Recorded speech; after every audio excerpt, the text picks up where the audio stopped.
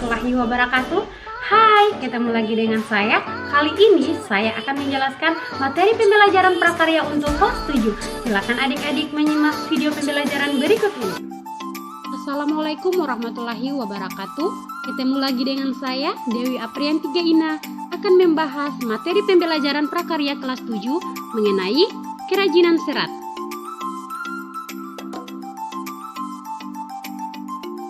Kades 3.1. Memahami pengetahuan tentang jenis, sifat, karakter, dan teknik pengolahan serat. Nah, sebelum kita masuk pada poin pengertian serat alam, adik-adik perlu ketahui bahwa Indonesia dinyatakan sebagai negara dengan tingkat biodiversitas tertinggi kedua di dunia setelah Brazil, yaitu negara yang memiliki keanekaragaman spesies makhluk hidup, hayati, dan ekosistem yang ada di daratan dan di lautan. Oke, kita masuk pada pengertian serat alam. Nah, istilah serat sering dikaitkan dengan sayur-sayuran, buah-buahan, dan tekstil. Sayuran dan buah-buahan merupakan makanan berserat tinggi yang sangat baik bagi sistem pencernaan makanan. Serat juga digunakan sebagai bahan baku tekstil. Serat sebagai bahan baku tekstil adalah serat-serat yang digunakan untuk aplikasi tekstil. Nah, adik-adik perlu ketahui, serat ini merupakan bahan baku yang digunakan dalam pembuatan benang dan kain. Sebagai bahan baku dalam pembuatan benang dan kain, serat memegang peran yang sangat penting. Nah, ini gambar mengenai serat alam. Nah, bahan serat alam ini dikenal oleh orang sejak ribuan tahun sebelum Masehi. Beberapa bukti sejarah yang mencatat bahwa bahan serat alam sudah dipergunakan sejak tahun 2640 sebelum Masehi. Ini contoh gambar dari serat alam. Ini serat alam dengan bentuk komponen memanjang. Dan ini gambar kedua, yaitu serat sutra yang mendunia dan masih tergolong bahan serat alam mewah yang sejak zaman dahulu sampai saat ini. Dan adik-adik perlu ketahui, kondisi musim kemarau ataupun musim penghujan dapat mempengaruhi produk bahan serat alam. Dan sifat bahan serat alam ada yang tahan akan iklim kemarau maupun kondisi musim penghujan. Nah, meskipun bahan serat alam pada umumnya memiliki karakteristik yang sehat, tetapi dari sisi jumlah, sifat, bentuk, dan ukurannya tentu mengalami hambatan. Kemudian kita masuk pada poin kedua, yaitu membahas jenis dan karakteristik bahan serat. Nah, pada jenis ada dua jenis bahan serat alam. Di sini dari serat dari tumbuhan dan yang kedua serat dari hewan. Pada poin pertama kita akan membahas pada serat dari tumbuhan. Nah, serat yang berasal dari tumbuhan dapat dilihat berdasarkan bagian-bagian tumbuhan. Namun, tidak semua tumbuhan memiliki kandungan yang dapat diolah menjadi serat alam. Adapun serat yang berasal dari tumbuhan dapat diklasifikasikan menjadi 4, yaitu kita akan membahas poin pertama, yaitu yang pertama serat dari biji. Nah, pada tumbuhan memiliki biji yang beraneka ragam. Beberapa biji telah memenuhi persyaratan untuk diolah sebagai bahan serat. Contohnya, ada biji dari pohon kapas dan kapuk, dan kapas lebih banyak dipergunakan oleh orang sebagai bahan kosmetik dibanding untuk produk tekstil ataupun kerajinan lainnya. Ini merupakan gambar dari biji kapas dan ada juga gambar dari biji kapuk. Yang sebelah kiri ini gambar dari serat biji kapas dan yang sebelah kanan merupakan gambar dari serat biji kapuk. Kemudian poin yang kedua, ada serat dari batang. Selain ada serat biji, ada juga serat dari batang. Adik-adik perlu ketahui, setiap tumbuhan memiliki batang. Struktur batang yang dihasilkan tumbuhan tentunya tidak sama satu dengan lainnya. Nah, jenis batang yang menghasilkan serat alam dapat berupa jenis batang yang berkambium ataupun tidak berkambium. Contohnya, ada batang pohon anggrek, melinjo atau ganemon. Yang kedua, ada mahkota dewa, ada beringin, yankori, flex, ada batang jute, ada rosella, henep, rami, urena, dan kenaf, serta batang dari san. Merupakan gambar dari serat batang. Yang pertama, gambar pertama yaitu serat batang anggrek yang sebelah kiri. Dan yang kedua, gambar sebelah kanan ada serat batang melinjo. Dan yang ketiga ada serat batang dari mahkota dewa. Dan yang keempat serat batang dari beringin. Nah, ini ada 4 serat batang yang biasa digunakan dalam kerajinan bahan serat. Kemudian selain dari ada kerajinan dari bahan serat batang dan biji, ada juga serat dari daun. Nah, pada tumbuhan yang dapat diolah sebagai bahan serat dari daunnya tidaklah banyak. Namun, banyak orang memanfaatkan serat dari daun sebagai bahan baku produk tekstil. Contohnya, ada serat daun mendong atau purun tikus, ada daun nenas, ada daun pandan berduri, ada daun eceng gondok, daun abaka, dan daun sisal, serta daun henequin. Itu merupakan serat dari daun yang biasa digunakan pada kerajinan serat alam tumbuhan. Nah, ini merupakan gambar dari serat daun mendong sebelah kiri. Dan yang di tengah ini biasa digunakan pada serat daun nenas. Ini biasa juga digunakan pada kerajinan serat. Dan yang ketiga ada serat daun pandan berduri. Nah, selain dari serat daun, ada juga serat berasal dari buah. Nah, apa saja serat berasal dari buah? Di sini, tumbuhan yang memiliki buah sangat banyak dan beragam, namun yang menghasilkan buah yang dapat diolah menjadi bahan serat alam tidaklah banyak. Buah yang harus dimanfaatkan, yang sudah dimanfaatkan sebagai bahan serat adalah kelapa. Buah kelapa memiliki sabut yang melapisi buah. Sabut tersebut telah banyak digunakan sebagai bahan serat. Nah, di sini gambar sabut buah kelapa. Ini bisa dilihat, sabut buah kelapa ini memiliki banyak manfaat.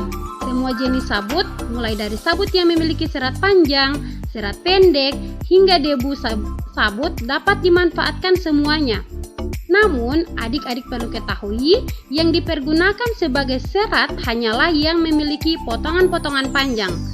Selanjutnya, serat ini diolah kembali menjadi bahan baku. Kemudian yang kedua kita membahas poin serat dari hewan. Nah, bagian hewan yang dimanfaatkan seratnya adalah bulu. Bulu hewan yang paling banyak diolah sebagai bahan baku serat produk tekstil diantaranya adalah stafel dan filamen. Nah, nantinya akan ada gambar bagian hewan yang dimanfaatkan seratnya adalah bulu. Kemudian bulu hewan ini yang paling banyak diolah sebagai bahan baku serat produk tekstil diantaranya yaitu stafel dan filamennya. Yang pertama yaitu serat dari stapel. Stapel ini merupakan serat yang berbentuk rambut hewan yang disebut dengan wool. Contohnya domba, alpaka, unta, kashmir, mohair, kelinci, dan vicuna. Nah, dari beberapa hewan tersebut, dia dimanfaatkan rambutnya yang paling banyak digunakan adalah wool dari bulu domba. Ini gambar merupakan gambar yaitu serat bulu domba. Yang sebelah kiri nantinya ini hewan domba yang nantinya akan diambil bulunya yang digunakan sebagai serat. Kemudian yang gambar sebelah kanan yaitu serat bulu alpaka. Ini gambar hewan alpaka yang nantinya akan digunakan seratnya sebagai serat bulu alpaka. Kemudian yang poin kedua, serat dari filamen-filamen merupakan serat yang berbentuk jaringan. Contohnya adalah serat yang berasal dari larva ulat sutra yang digunakan untuk membentuk kepompong. Kemudian kepompong inilah yang merupakan serat lalu dipintal menjadi benang. Ini contoh larva ulat sutra yang digunakan untuk membentuk kepompong. Nah, kepompong inilah yang merupakan serat lalu dipintal menjadi benang. Nah, Untuk kita ketahui bahwa karakteristik bahan serat alam yang menjadi perhatian adalah pada permukaan seratnya, seperti ada kehalusan, kekuatan, daya serap, dan kemuluran atau elastisitas.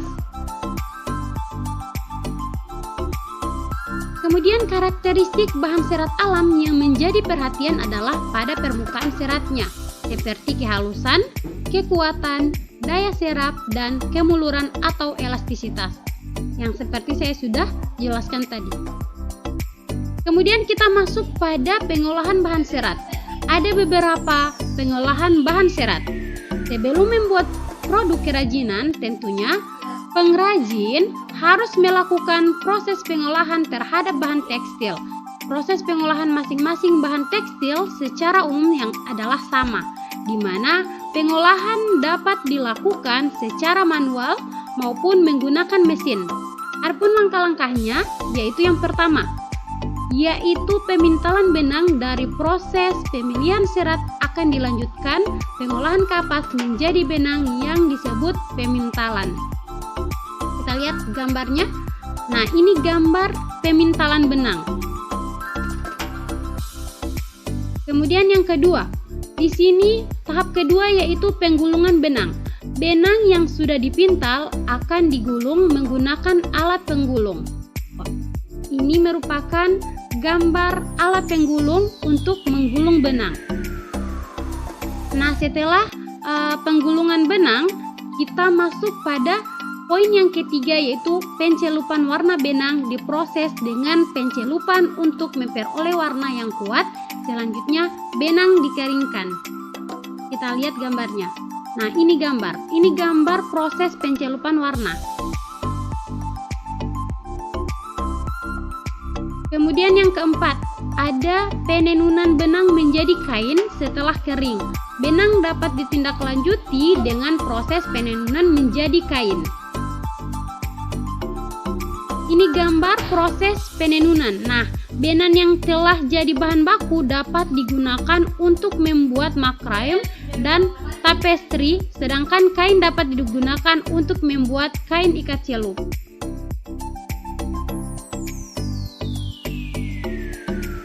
Kemudian kita masuk pada proses produksi kerajinan bahan serat.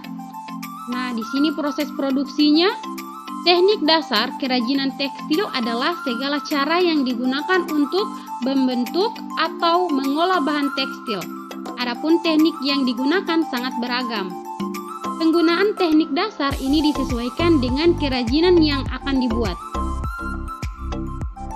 Yang pertama yaitu teknik-teknik dasar dalam keterampilan kerajinan tekstil yang dapat digunakan untuk memproduksi kerajinan ikat celup atau makrame. Pertama yaitu menenun. Teknik menenun dapat digunakan untuk membuat produk kerajinan tapestri. Nah, menenun menggunakan alat spandram atau bingkai yang direntangkan benang-benang lungsi sebagai jalur jalannya benang tenun atau pakan. Kita lihat. Nah, ini gambar. Ini gambar teknik menenun dalam pembuatan tapestri. Yang kedua yaitu menjahit. Yang menjahit ini adalah pekerjaan yang menyambung kain dan bahan-bahan lain yang bisa dilewati jarum jahit dan benang. Menjahit dapat dilakukan dengan tangan atau manual atau dengan mesin jahit. Nah, dalam pembuatan kain ikat celup diperlukan teknik menjahit untuk merintang warna. Kita lihat gambar. Ini gambar menjahit, yang sebelah kiri menjahit dengan mesin dan yang sebelah kanan dia menjahit dengan tangan manual. Kemudian poin yang ketiga, setelah menjahit ada mengikat. Nah, mengikat ini adalah teknik menyatukan dua benang atau lebih membentuk ikatan yang diinginkan. Adik-adik perlu ketahui bahwa mengikat juga dapat pula diartikan menyatukan helaian kain yang satu dengan lainnya menggunakan alat pengikat untuk membentuk pola tertentu, sehingga ikatan ini dapat berupa simpul ataupun pola warna. Nah, ini gambar. Ini gambar yang sebelah kiri yaitu mengikat kain untuk produk TD. Dan yang gambar sebelah kanan yaitu mengikat tali untuk produk makrame. Yang ini produk makrame, dan yang sebelah kiri ini merupakan ikat kain untuk produk tidi. Kemudian kita masuk pada poin produk dan proses kerajinan bahan serat. Nah, untuk produk dan proses kerajinan bahan serat ini ada beberapa poin. Yang pertama, dalam pembuatan produk kerajinan perlu memahami dulu seperti apa membuat karya yang berkualitas. Maka dalam proses penciptaannya harus mengacu pada persyaratan. Adapun persyaratan syarat-syarat perancangan benda kerajinan ini yaitu yang pertama, kegunaannya. Kegunaan atau biasa disebut dengan utility, yaitu benda kerajinan harus mengutamakan nilai praktis, di mana dapat digunakan sesuai dengan fungsi dan kebutuhan. Contoh, mangkuk untuk wadah sayur. Kemudian yang kedua, poin yang kedua yaitu kenyamanan. Nah, proses kerajinan bahan serat ini harus syarat-syarat yang kedua itu yaitu kenyamanan atau biasa disebut dengan comfortable. Benda kerajinan harus menyenangkan dan memberi kenyamanan bagi pemakaiannya. Contoh, ada cangkir didesain ada pegangannya. Yang ketiga ada keluasan atau flexibility. Nah, benda kerajinan harus memiliki keserasian antara bentuk dan wujud benda dengan nilai gunanya. Contohnya, ada sepatu sesuai dengan anatomi dan ukuran kaki. Kemudian yang keempat, poin yang keempat ini yang harus kita ketahui yaitu keamanan atau safety. Benda kerajinan tidak boleh membahayakan pemakaiannya. Contoh, ada piring dari serat kelapa harus mempertimbangkan komposisi zat pelapis dan pewarna yang dipakai agar tidak berbahaya jika digunakan sebagai wadah makanan. Kemudian ada yang kelima. Yang kelima yaitu keindahan atau estetik. Benda yang indah mempunyai daya tarik lebih dibanding benda yang biasa-biasa saja. Keindahan sebuah benda dapat dilihat dari beberapa hal, di antaranya dari bentuk, hiasan atau ornamen, dan bahan baku lainnya.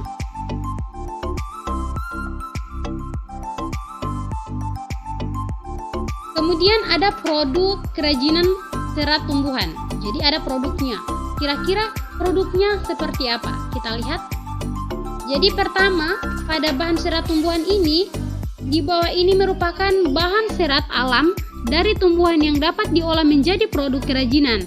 Pengolahan yang dilakukan cukup sederhana yaitu dikeringkan secara alami dengan sinar matahari langsung. Nah, ini gambar dari serat pelepah pisang. Yang pertama, ini hasil olahan serat pelepah pisang.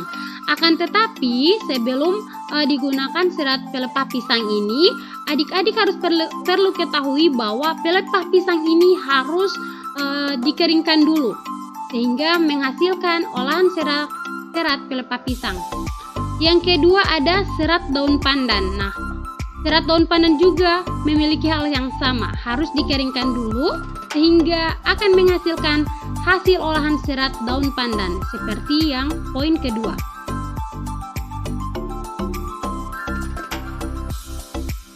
Kemudian yang ketiga ada serat eceng gondok. Nah, pada serat tumbuhan yang ini juga memiliki hasil olahan serat eceng gondok yang harus dikeringkan dulu sebelum digunakan sebagai kerajinan serat. Yang poin kedua yaitu alat produksi kerajinan serat tumbuhan. Nah, ini ada gambar. Ini gambar peralatan yang dapat digunakan untuk mengolah daun. Di sini ada gambarnya. Yang pertama yaitu ada gambar cutter, dan yang ketiga ini ada gambar pisau. Oke, kita lihat langsung. Yang pertama ini ya, kita masuk pada poin ketiga yaitu produk kerajinan dari serat tumbuhan. Nah, Pembuatan produk kerajinan bahan serat tumbuhan, baik yang dibuat sebagai bahan baku, tekstil ataupun yang dibuat sebagai fungsional, memiliki prosedur yang berbeda. Nah, ini merupakan gambar dari produk kerajinan dari pelepah pisang yang bagian A.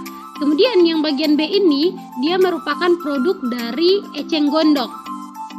Dan yang ketiga ini produk dari serat pandan. Yang keempat dia produk dari serat rumput lingi. Dan yang kelima yaitu serat dari rumput ketak. Oke, kita masuk pada produk kerajinan serat hewan. Nah, selain ada produk kerajinan serat tumbuhan, ada juga produk kerajinan serat hewan. Nah, bahan serat hewan di bawah ini merupakan bahan serat dari hewan yang dapat diolah menjadi produk kerajinan. Pengolahan yang dilakukan cukup sederhana, yaitu dikeringkan secara alami dengan sinar matahari langsung. Nah, bahan-bahan serat yang dapat diolah yaitu dari serat wol dari bulu domba. Kemudian yang kedua, serat sutra dari kepompong ulat sutra. Ini merupakan gambar di mana serat wol dari bulu domba. Nah, sebelum digunakan sebagai bahan kerajinan serat, bulu domba ini dilakukan pengeringan di bawah sinar matahari alami. Kemudian yang ketiga, serat dari bulu alpaka. Nah, hal yang sama dilakukan pada serat bulu alpaka ini, dilakukan pengeringan di bawah sinar matahari alami. Kemudian ada bahan-bahan serat hewan dapat diolah dengan berbagai cara dan dilakukan. Nah, ini juga ada serat hewan yang siap diproses menjadi berbagai benang alami. Ini, di sini juga proses ini juga dikeringkan di bawah sinar matahari secara alami sebelum digunakan produknya. Kemudian alat produksi kerajinan serat hewan. Alat yang digunakan untuk membuat produk kerajinan dari bahan serat alam cukup banyak. Peralatan digunakan sesuai kebutuhan, seperti yang saya sudah jelaskan tadi pada serat tumbuhan. Nah, ini gambar, kita lihat ini gambar peralatan yang dapat digunakan untuk mengolah.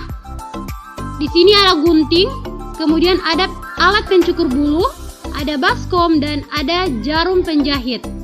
Nah, ini beberapa bahan ini merupakan bahan yang sangat digunakan dan ada beberapa bahan pendukung lainnya.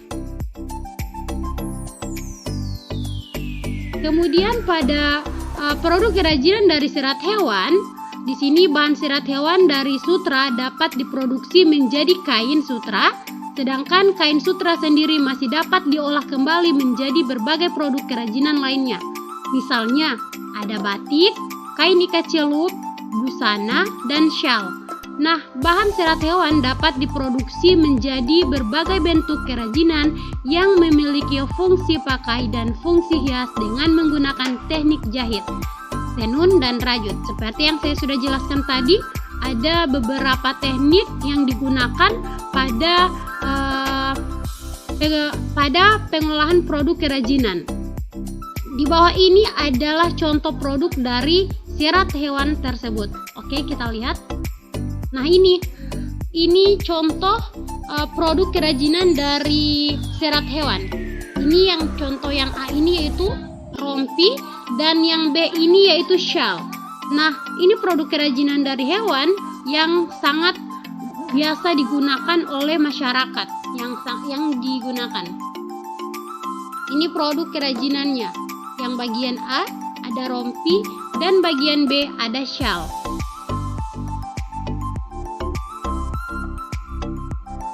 Kemudian ini tugas untuk adik-adik. Bagaimana adik-adik tugasnya mengidentifikasi bahan serat alam pada produk kerajinan. Di sini adik-adik harus membuat tabel dulu. Kemudian jenis bahan serat alam yang pertama, contohnya apa? Ciri-cirinya apa, bentuk, warna, tekstur, dan teknik pengolahan.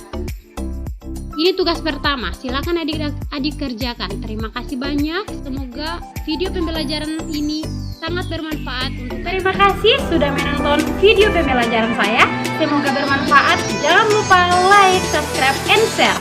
Wassalamualaikum warahmatullahi wabarakatuh.